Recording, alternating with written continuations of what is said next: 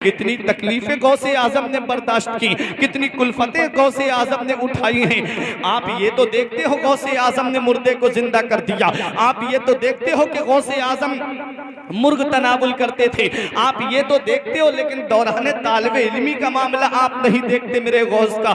मेरे गौस फरमाते जब मैं इल्म हासिल कर रहा था तो मैंने जंगल में जाकर के दरख्तों के पत्ते खा खा करके इल्म हासिल किया है। मेरे गौस फरमाते दरख्तों की छाले खा खा करके मैंने इल्म हासिल किया है। प्यारे मुसलमानों, ये विलायत का मकाम ऐसे ही नहीं मिल जाता। मेरे गौस खुद फरमाते दरस्तुल इल्म हत्ता सिरतु कुतबा, मैंने इतना इल्म हासिल किया है कि अल्लाह ने मुझे कुतुब बना दिया है। पता चला सरदारी इल्म से मिलती है, पता चला बुलंद रुतबा इल्म से मिलता है, पता चला बुलंद शान इल्म से मिलती है, पता चला बुलंद मकाम इल्म से मिलता है, पता चला बंदा फाइजुल मुराम होता है तो इल्म की वजह से होता है, पता चला बंदा तकर्रुब इल्लाह की मंजिल पे गामजन होता है तो वो इल्म की वजह से होता है।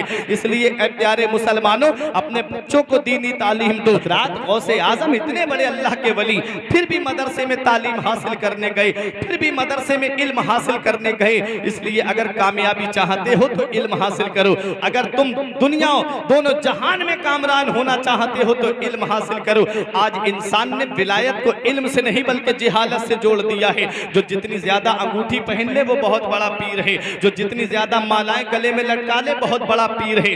ऐसा नहीं है प्यारे मुसलमानों, पीर वो है जो शरीयत पे चलने वाला हो, सच्चा पीर वही है जो नबी की शरीयत पे अमल करने वाला हो। आपने हजरत जुनैद बगदादी का नाम सुना होगा। एक शख्स मुरीद होने के लिए आया, 40 दिन तक आपकी खिदमत में रहा, कोई करामत नहीं देखी।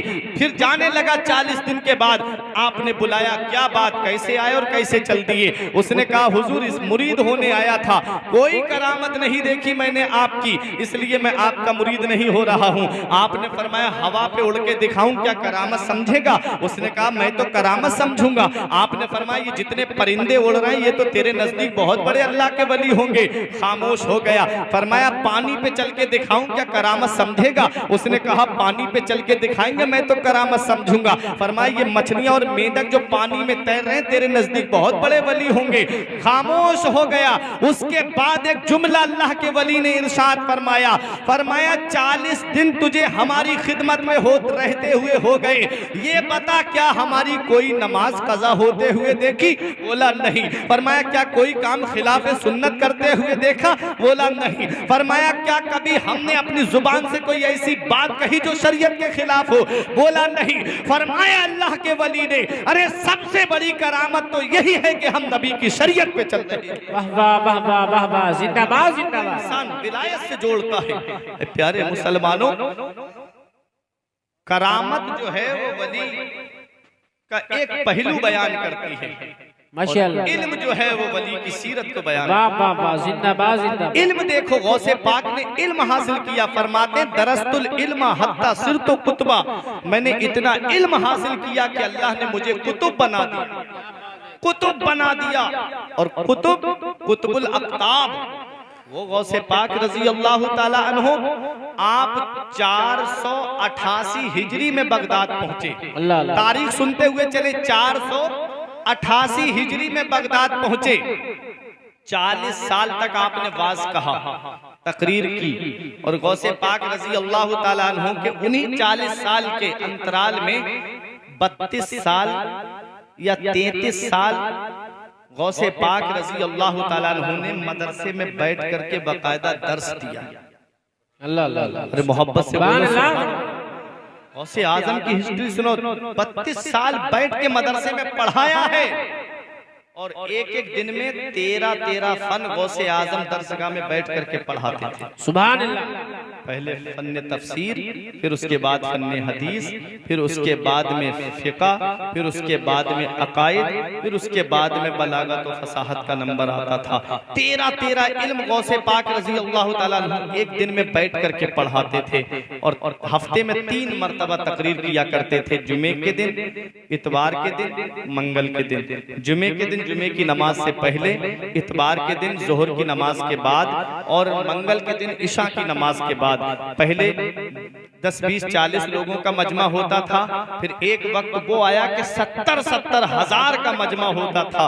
बगदाद की ईदगाह पे जाकर के मिंबर लगता था गौसे आजम का, और 70 हज़ार का मजमा होता था। और मेरे गौस की शान देखो, गौसे आज तो माइक के जरिए हम आवाज थोड़ी दूर तक नहीं पहुंचा पाते। मेरे गौस को अल्लाह ने वो कमाल अता फरमाया था कि गौसे आजम की आवाज जितनी सामने वाला सुनता था, उतनी ही आवाज सबसे पीछे बैठने वाला सुनता था।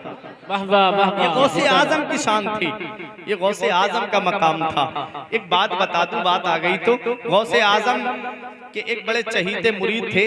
वो गौसे आजम की बारगाह में बात सुनने आ जाते थे। उधर उनकी बीवी परेशान रहती थी और बगदाद से दूरी पे थे, शायद मिस्र के थे। जब आ जाते थे तो बीवी एक दिन आ गई गौसे आजम की बारगाह में शिकायत लेके, हुजूर ये तो चले आते हैं आपका बात सुनने, दर्स सुनने के लिए, और वहां पर हम परेशान होते हैं। तो गौसे आजम ने उनको बुलाया और कहा कि अब तुम हमारा बात सुनने मत आना, अब तुम हमारी तकरीर सुनने मत आना। वो रोने लगे, कहते हैं हुजूर नहीं सुनूंगा तो दिल को चैन कैसे मिलेगा, नहीं सुनूंगा तो दिल को आराम कैसे मिलेगा। मेरे गौस ने फरमाया जहां हो वहीं पर बैठ करके, जब मैं बात कहता हूं वक्त याद कर लो, टाइम याद कर लो, और अपने आंगन में एक गोल दायरा खींच लेना और उस गोल दायरे के अंदर बैठ जाना।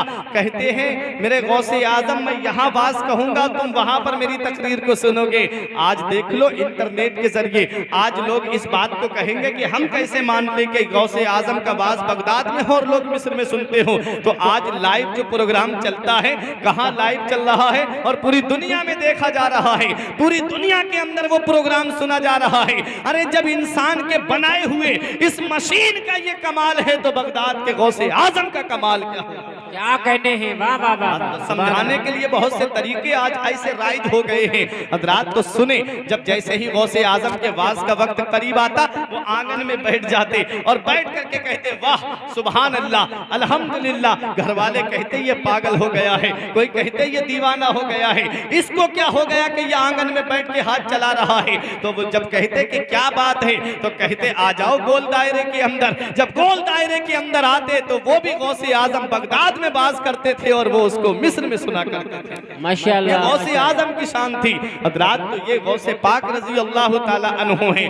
हर साल आपके मदरसे से 3000 के करीब आलिम निकल करके, ऐसे जय्यद आलिम, ऐसे अपने वक्त के बेहतरीन मुफ्ती जो जाकर के जगह जगह इस्लाम की खिदमत किया करते थे। हर साल 3000 आलिम गौसे आजम के मदरसे से फारिग होते थे। ये गौसे पाक रजी अल्लाह ताला अन्हु हैं। देखे तालीम के मामले में गौसे आजम का मकाम क्या है। एक दिन में 13 फन गौसे आजम पढ़ाएं, और उसी में कभी कभी किताबें लिखने का भी मौका आता था तो गौसे आजम किताब भी लिखा करते थे। और जगह जगह से अपने वक्त के मुफ्ती आजम थे मेरे गौसे आजम।